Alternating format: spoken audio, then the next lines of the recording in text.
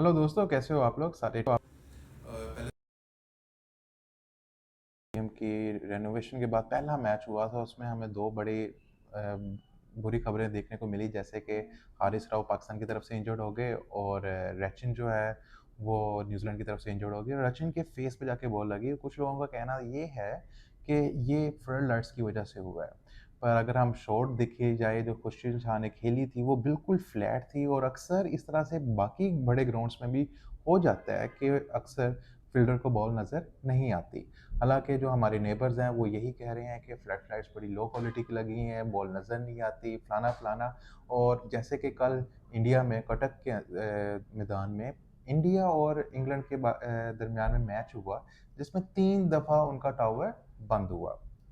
बाकी उस मैच में इंडिया ने तो अच्छा खासा धो दिया इंग्लैंड को और रोहित शर्मा ने सेंचुरी स्कोर की और ये बड़े टाइम पे वो अपनी फॉर्म को वापस लेके आए हैं जस्ट बिफोर चैंपियंस ट्रॉफी। इस बारे में आपका क्या ख्याल है?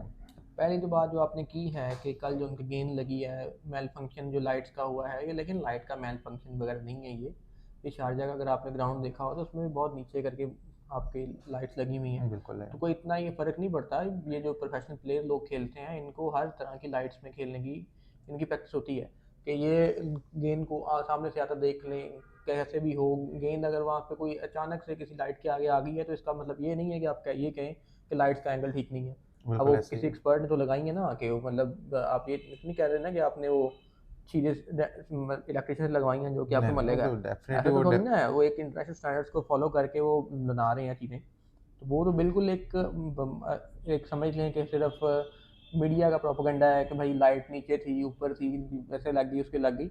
अब मिस हैंडल हो जाता है, बॉल नहीं बाज दफ़ा नज़र आती। मेरा जहाँ तक मानना है कि वो 2-3 स्टेप जल्दी गेंद की तरफ आया और वो तेज़ी से आने की वजह से बॉल को ना मिस जज कर गया मिस जज करके और ऐसे ही है। इसीलिए वो उसकी गेंद लग गई। जो उस बॉल की ट्रैजेक्टरी थी वो इतनी ज़्यादा सीधी नहीं थी, थोड़ा सा फ्लैट मतलब कर्व काफी में आ रही फ्लैट थी। थी वो। मतलब तो उसको थोड़ा सा जज करने में मुश्किल हुई है, तो इसलिए वो बॉल और बॉल भी उसके आईब्रोज के ऊपर लगी है, बिल्कुल जो ऐसे कि ही है। इतनी मतलब ये सेंसिटिव जगह होती है, चेहरा जाहिर सी बात है सेंसिटिव है, लेकिन बिल्कुल फिर ऐसे भी ही है। कोई इतना ज़्यादा मेजर, अल्लाह का शुक्र है कि कोई इसको इंजरी नहीं हुई और मुझे इस बात की उम्मीद है कि वो चैंपियंस ट्रॉफी खेलेगा। खेलेगा। और दूसरी बात ये कि जैसे ही उनको बॉल लगी थी, पूरा क्राउड जो था लाहौर का, वो खामोश हो गया था। उसकी कंसर्न शो हो रहा था कि लाहौरियों को कंसर्न है कि इनको बॉल लगी है, कि वो ठीक-ठाक हों।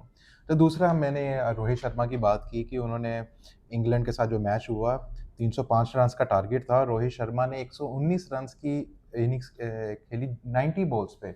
उसके बारे में क्या ख़्याल है कि बड़ी उन्होंने टाइम के ऊपर अपनी जाके फ़ॉर्म वापस लेके आए हैं?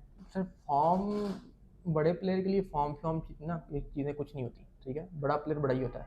उसकी 32वीं सेंचुरी थी कल ये, जी, कल जी। थी ना गालिबन ये जी, 32 बिल्कुल कल सेंचुरियाँ मैच उसकी हुआ। वनडे में हो चुकी हैं। और वो बहुत ऐसा बैट्समैन है जो कि ऑस्ट्रेलिया में जाके भी सेंचुरीज करता है, इंग्लैंड में जाके भी करता है। मतलब उसको ये नहीं फ़र्क पड़ता कि वो इंडिया से बाहर आ गया है, अपने ग्राउंड से कंफर्ट जोन से बाहर निकल आया, उसके लिए बस मैटर करता है कि बस बॉल आ रही है, मैंने उसको मारना है।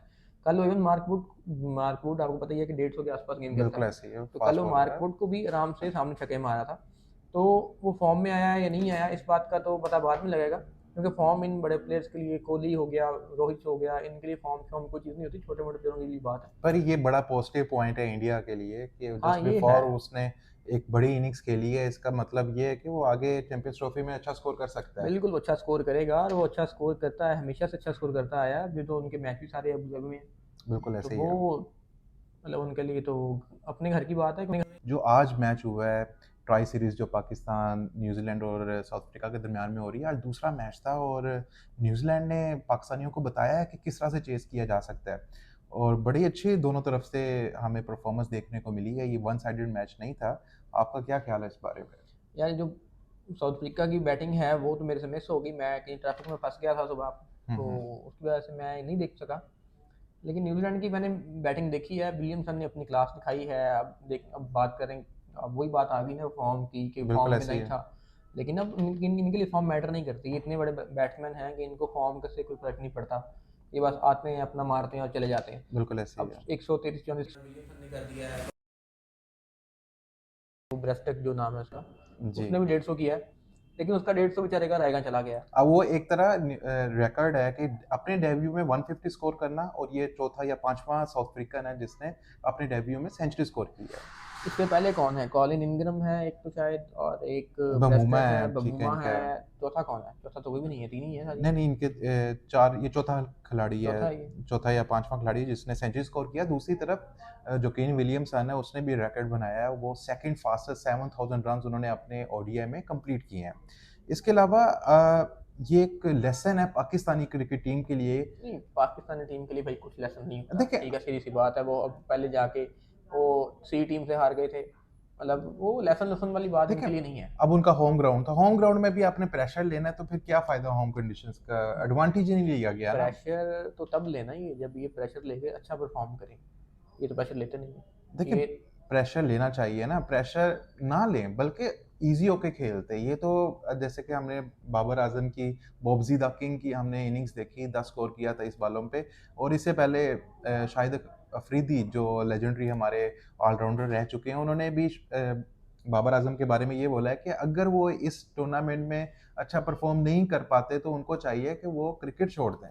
इस बारे में आपका क्या ख्याल है? भाई शाहिद आफरीदी ने शायद पाकिस्तान की तरफ से कोई वनडे क्रिकेट की अगर बात करें तो 3 से 4, 4 से 5 वर्ल्ड कप तो खेल ही खेले हैं। बिल्कुल ऐसे ही है। ठीक है, 2015-11 में कप्तान थे, 7 में वो थे, 2007 में शायद अगर सही नहीं थे, मेरा अब याद नहीं कर पा रहा, 2003 में थे और 2011 में तो वो कैप्टन थे, और बिल्कुल। 2003 के से पहले 99 में भी वो थे टीम में। बिल्कुल थे। जिस बंदे ने इतने मैच खेले हो वर्ल्ड कप के अंदर और उसकी अपनी एक सेंचुरी ना हो, एज अ बैटिंग ऑलराउंडर खेलता हो, तो उसको थोड़ा सा सोचना चाहिए नहीं, वैसे तो ओडीआई बात क्रिकेट करते में वक्त। उन्होंने सेंचुरीज की हैं। हाँ, तो टोटल 6 सेंचुरी की है ना। जी, तो बिल्कुल। 20 सेंचुरी उस बंदे की 100 मैचों में है, उसकी 400 मैचों में 6 सेंचुरी है, तो फर्क तो हाँ, फ़र्क तो है। क्लास का फर्क तो है। पर अब उनका जो दामाद है शहीन शाह अफरीदी, वो भी तो अच्छा परफ़ॉर्म नहीं कर रहे। क्या ये लागू उस पे भी होता है, हाँ, शाहीन ये पे भी? अगर तो अगर बाबर आजम पे ये बात लागू हो रही है, फिर तो ये हर बंदे पे लागू होनी चाहिए, चाहे वो शहीन है, चाहे हारिस रऊफ है, चाहे जो भी है, हर बंदे पे होनी चाहिए ये बिल्कुल बात। ऐसे ही है। और आप लोग क्या समझते हैं कि शाहिद खान अफरीदी का ये जो कमेंट है बाबर आज़म के ऊपर,